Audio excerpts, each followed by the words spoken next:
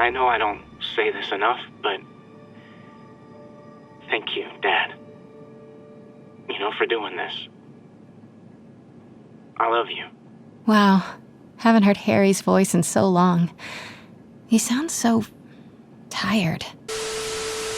Sorry, Harry, I know you're sick and all, but we gotta get to the bottom of this right now. Anyways, welcome back, true believers and all you spectacular Spidey fans, to another really exciting Spider-Man PS4 related video. And given the topic of this video, we are indeed going to be discussing the overall fate of Harry Osborn after the main events of Spider-Man PS4, as well as why he is such an important character that will be prominently featured within the inevitable sequel. And even though we obviously don't have any confirmation of a sequel in development as of right now, it is very much clear that if one were to be made, Harry and Norman are going to be featured at the forefront as the main antagonists of that game. But between the father and the son, Harry is definitely the most important of the two, given his past relationships with both Mary Jane and Peter, and seeing how his character will most definitely be developed even further within the future of this franchise. But don't worry everyone, we are going to break down everything important relating to Harry Osborn, starting off with his past history with Peter Parker in the main game of Spider-Man PS4. So as we were told during the entirety of the game's marketing, Harry was off in Europe doing some business for Oscorp overseas. And while Harry was supposedly overseas, quote-unquote, handling business for Oscorp, Peter was actually requested by Harry to handle all of the research stations scattered around New York. And as Peter completed each of these Oscorp research stations as Spider-Man, it not only made sure that Oscorp would continue to thrive in the city, but it also reassured Harry that his mother's work was being honored in the past research that she was doing. And given how these research stations were one way to help Harry expand his mother's legacy, as well as making sure that he could add his own improvements to the company, it really reassured Harry and Peter's bond with each other. And even though Harry isn't aware that Peter was looking at the research stations, it still made Peter feel better knowing that he was helping out his friend during the main narrative of the game. And speaking of the game's main narrative, if you do look at it from a certain perspective, Harry is the main central focus out of the entirety of Spider-Man PS4's story. Even though we only get to interact with Harry in a few short moments during the game's story through the research stations, as well as seeing him in the last post-credit scene, the main factor that relates Harry to us is through Devil's Breath. As we know in the main game, Dr. Morgan Michaels and a few other select Oscorp scientists helped manufacture this formula of GR27, also known as Devil's Breath, which was originally supposed to be a cure for certain diseases. However, as we see in the game, the GR27 formula remained in its unstable Devil's Breath form, causing millions of New Yorkers to die from its extremely deadly effects. And as we see during the main game, Martin Lee and Otto Octavius, both as Mr. Negative and Dr. Octopus, wanted to release the Devil's Breath in order to get payback on Norman for treating them so horribly. Not only did this end up killing lots of New Yorkers in the process, but it also ended up taking our one and only Aunt May's life. And seeing how Devil's Breath was originally supposed to be a cure for both Emily and Harry Osborn, but it didn't turn out to be the cure that they hoped it would be, it caused even more havoc throughout the entirety of New York City. And that just shows even further that the main weapon of destruction that was used during the third act of Spider-Man PS4's story was mainly supposed to be a cure to save Harry Osborn's life, given how Emily was already dead at that point. So no matter what the end results ended up being for Devil's Breath, it still tried to be a cure to save Harry Osborn. And this now leads us to where we can expect Harry to end up in the sequel to Spider-Man PS4. So besides learning a bit more about Peter and Harry's relationship in this game's universe through the research stations, it also expands it a bit further if you did read the prequel novel to Marvel's Spider-Man of Hostile Takeover. In the book itself, there are some pretty interesting scenes featuring both Peter and Harry, and if you read certain chapters including both of them, you will understand how much of a deep relationship they do have with each other. Not only were Peter, MJ, and Harry all extremely close with each other as childhood friends, but the older they got, the closer they became with each other. Although sadly, when Peter and MJ started to become more busy with their own respective jobs, they started to distance themselves a little bit from Harry since they were so occupied with their own day-to-day lives. However, given how MJ became more and more occupied at the Daily Bugle, Peter decided to visit Harry a bit more often just to vent his relationship problems to Harry since he was one of his closest friends. And given what great chemistry Peter and MJ already have with each other in the main game, I really hope that Insomniac can up the ante when it comes to Harry and Peter interacting with each other in the potential sequel. But as to where we stand with Harry's status in Spider-Man PS4 as of of right now, he is currently incubating within that secret chamber in Norman's penthouse, surrounded by what looks like a symbiotic substance. And seeing how the Devil's Breath formula was a complete failure in terms of curing Harry or Emily, it seems like this black substance is the only thing that's left keeping him alive. But given Harry's current state regarding his health, as well as Norman's drive to find Harry a cure, I do think this specific scenario may happen within the potential sequel to Spider-Man PS4. And even though this is all hypothetical, I do think one possible theory that could happen in the inevitable sequel is that Norman will eventually find some type of curing substance that he will believe will work on Harry. Although since Norman may not want to put Harry in danger even further, he may not want to risk using the substance on Harry without knowing its full effects. And in doing so, I believe that Norman will eventually use this curing substance on himself as a test drive, which will eventually turn him into the Green Goblin by accident. And seeing how there's already major teases of pumpkin bombs, glider tech, and goblin masks scattered throughout Norman's apartment in that one mission of the game, I have no doubt that they are going to fully implement that within the potential sequel. And as for Harry, this is where the main component of the story comes in, which is of course Peter Parker himself, aka Spider-Man. And this will lead us into the main villains of the game, which is actually going to be Norman Osborn as Green Goblin, Harry Osborn as Venom, and eventually later on, black-suited Spider-Man. And even though I'm not sure how, I do believe that Harry will at some point break free out of his captured state, and the black substance surrounding him will fully envelop him, eventually turning him into a different version of Venom. Harry will then flee out of Norman's penthouse, which will then eventually run him into Peter Parker swinging around as Spider-Man, and then have this awesome confrontation between him and Peter. And seeing how Insomniac is making Harry Venom instead of Eddie Brock, that's going to make the narrative aspects for this battle even more impactful than I believe the Otto Octavius fight in the main game. Not only will this fight be a huge and impactful moment between Peter and Harry's friendship with each other, I also believe during the fight the symbiotic substance will transfer from Harry onto Spider-Man. And as we all know how the black suit story goes, Peter will first probably be in love with the new powers that he has, but then eventually realize how much more dangerous he has become with the black suit on him. This may then lead Peter to go and fight the ones that he cares about the most, and also have Miles Morales come in as Spider-Man to take Peter down. So having the main focus of Spider-Man PS4's sequel center around Harry, Peter, Norman, Miles, and Mary Jane, I do think that this story is going to be even better than what the first game already gave us. Marvel's Spider-Man already had some serious stakes, especially during the end of the game where Insomniac and Marvel actually decided to kill off Aunt May. And I can guarantee you all that making Harry the central focus of the sequel is going to be extremely interesting to see be played out. But anyways guys, that's the video that I have for you today, and please let me know all your thoughts in the comments section down below. What do you think of my theories regarding the sequel to Spider-Man PS4, and do you think that Harry will be an extremely important character in the potential sequel? For me, I did not expect that plot twist at all when I was beating Spider-Man PS4 my very first time, and seeing how Insomniac is actually going to make Harry Osborn their version of Venom, I cannot wait to see how that is handled. And given how Venom is my most favorite Spider-Man villain of all time, I have extremely high expectations for how Insomniac is going to handle that character. But until next time, true believers, thank you all so much for watching. Stay spectacular, Spidey fans. Peace out.